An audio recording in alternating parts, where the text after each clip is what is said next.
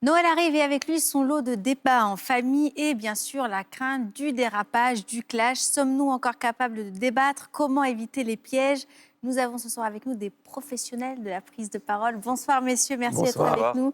Bertrand Perrier, on vous connaît, cofondateur notamment du Grand Oral, cette émission de France Télévisions. Guillaume Prigent, merci d'être avec nous, directeur général du Club des juristes et surtout prof l'un et l'autre d'éloquence, prof à Sciences Po, et vous avez décidé de signer débattre, comment nous reparler aux éditions Flammarion. Et c'est vrai qu'en ce moment, que ce soit quand on regarde les débats à l'Assemblée nationale ou parfois certains programmes à la télévision, le débat eh bien, il est souvent remplacé par de la confrontation qu'on retrouve ensuite sur les réseaux sociaux. Est-ce qu'on ne sait plus se parler ou est-ce qu'on ne veut plus se parler? Il y a évidemment une irruption de la société du spectacle dans le débat. Et donc, c'est une perversion du débat. Le débat, ce n'est pas une posture. Le débat, ce n'est pas une agression. C'est quelque chose qui construit ensemble une vérité. Or, on a l'impression qu'on a de plus en plus de mal à s'écouter, à accepter de changer d'avis, de varier, et qu'on est beaucoup plus dans des invectives et des algarades. À croire que quand on a un groupe, on a envie de se soulager sur l'autre maintenant.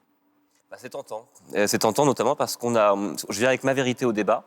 Et si l'autre n'est pas d'accord avec moi, au lieu d'avoir un désaccord, et c'est très bien, ça devient presque un adversaire, un ennemi. Et du coup, on fait des camps. Et il y a ceux qui sont avec moi, contre moi. On ne construit pas ensemble, on est contre. C'est stressant maintenant quand on sait qu'on a à débattre, ou même parfois, là je vous dis Noël, c'est vrai que quand on va se retrouver autour d'une table, on ne connaît pas forcément tout le monde, c'est parfois la belle famille, c'est parfois des pièces rapportées, on ne sait pas vers où ça peut aller. Alors vous essayez de comprendre comment on en est arrivé là et vous valorisez trois choses.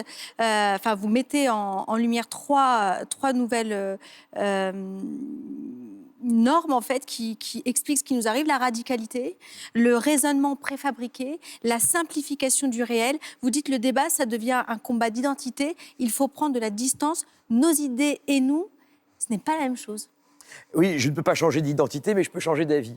Et souvent, on se dit qu'un désaccord est vécu comme une agression personnelle. Je ne suis pas d'accord avec tes idées, mais je peux aimer ta personne.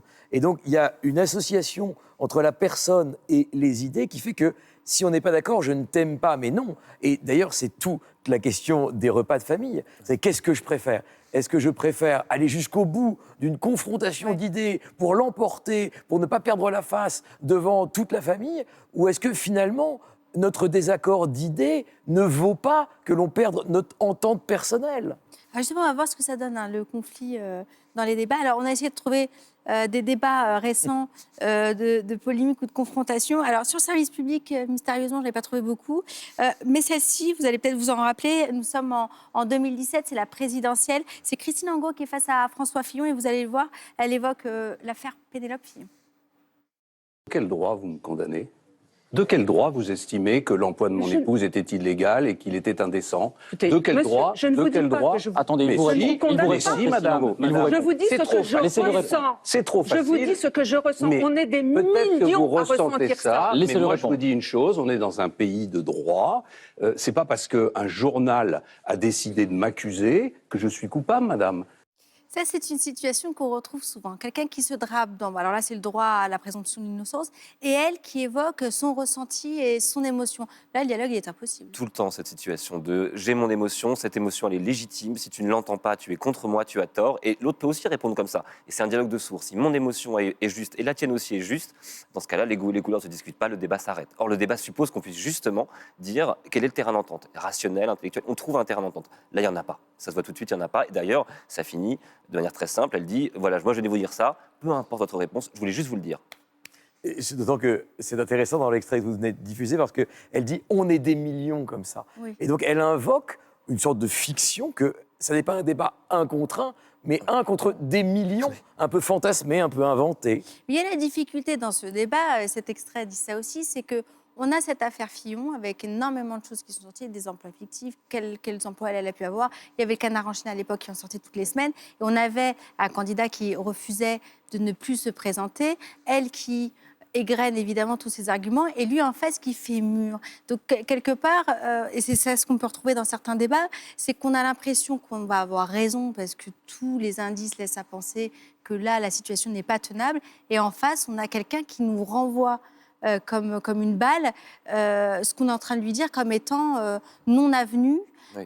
Comment on réagit dans ces cas-là? Alors là, c'est très particulier, mais ça nous arrive tous les jours d'avoir un débat qui n'est pas possible, alors qu'on ne sait pas forcément qu'on a raison, mais qu'on pourrait nous répondre sur ces points. D'abord, le débat n'est pas possible avec tout le monde. Ah. S'il y a des gens qui sont des murs, on ne peut pas débattre. Débattre suppose une bonne foi. Sinon, on ne peut pas débattre, si on n'est pas sur le même terrain. Et puis, après, moi, ce que je crois, c'est vous allez évidemment débattre avec votre oncle complotiste, etc. Ce qui est intéressant, c'est de savoir, au-delà de sa posture, c'est pas la peine de l'abreuver d'arguments. Il a lui-même une barrière de toute une série d'arguments, de chiffres, de noms qui va vous balancer et vous pourrez rien dire. Moi, ce qui me semble intéressant, c'est pourquoi est-ce que c'est si important pour toi, cette histoire de chloroquine, cette histoire de Didier Raoult? Pourquoi ça te parle autant? Pourquoi tu es aussi vindicatif sur cette question? Et après, il va s'expliquer, et peut-être qu'à ce moment-là, on va pouvoir réintroduire un peu de contradiction et de rationalité. Et en complément, souvent on perd de vue au bout d'une heure, 2 heures de débat, on ne sait même plus pourquoi on débat. C'est pareil dans le couple, on s'engueule et à la fin on se dit mais pourquoi on s'engueulait? Et le point de départ, on l'a oublié. Donc très souvent dans le débat, il faut quand même se demander pourquoi on parle, qu'est-ce qu'on cherche. Si c'est juste pour s'engueuler, ça s'appelle une engueulade, c'est pas un débat. Il y a une chose que vous évoquez dans l'ouvrage, c'est l'humour, qui peut être une façon, de désamorcer, de refaire descendre la pression. Regardez cet extrait, c'est évidemment François Hollande qui est aux manettes avec Jean-François Copé. Parce que je ne prends pas des décisions comme vous, enfin pas comme vous, parce que vous ne prenez pas de décisions, mais comme Nicolas Sarkozy, Ça, c'est clair. je ne vais pas les prendre à la légère. C'est dit un peu méchamment, mais Non, c'est mais pas c'est vrai. faux. Oui, non, mais c'est dit un peu méchamment, mais c'est pas Non, faux. très gentiment. Très gentiment. Mais alors, dans ce cas, pour rester dans J'ai été aussi l'idée, dans j'ai votre compris. position de chef de parti, mais on ne prend pas de décision. J'ai compris une chose. C'est à force de vous regarder. Et là encore, cette émission, c'était très clair pour ça. Vous avez une technique, c'est que vous êtes, comment dire, un peu comme l'anguille, là. C'est-à-dire, vous écoutez et vous dites systématiquement à chacun ce qu'il a envie d'entendre. Alors c'est vrai que là, on a envie de continuer en fait la conversation. Maintenant que les choses se sont apaisées, il y a un chiffre que vous donnez dans votre ouvrage. 91% des Français, pour eux, débattre conduit nécessairement au dialogue de sourds ou à l'affrontement. C'était un sondage IFOP pour juin 2021. Et pour terminer, vous dites qu'il faut éviter 2 écueils, dévoyer le débat, donc le déplacer, ou renoncer au débat. Oui, d'ailleurs, c'est ce que montre très bien cet extrait, je trouve. C'est qu'on peut être sur un débat infiniment sérieux entre un candidat à la présidentielle et un chef de parti, et on peut discuter de tout ce qu'on veut. Ça n'empêche pas qu'il y a des régulateurs. L'humour en est un, le silence en est un.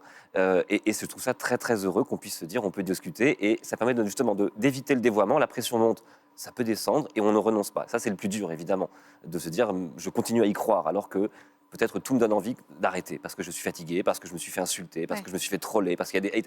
Et ben je continue. Et ça, c'est ce qu'on a lu dans le bouquin, on le finit là-dessus. C'est une phrase de Saint-Exupéry qui parle des sentinelles, des gens qui ne lâchent, qui continuent à croire. Et c'est un peu ces sentinelles-là qu'on est tous, que vous êtes, que journalistes sont notamment, auxquels on veut continuer à espérer. Eh bien, joyeux Noël. Bon courage à l'ensemble de ceux qui vont avoir à survivre à un débat un peu houleux. Débattre. Comment nous reparler, c'est aux éditions Flammarion. Merci beaucoup d'avoir été avec nous. Merci.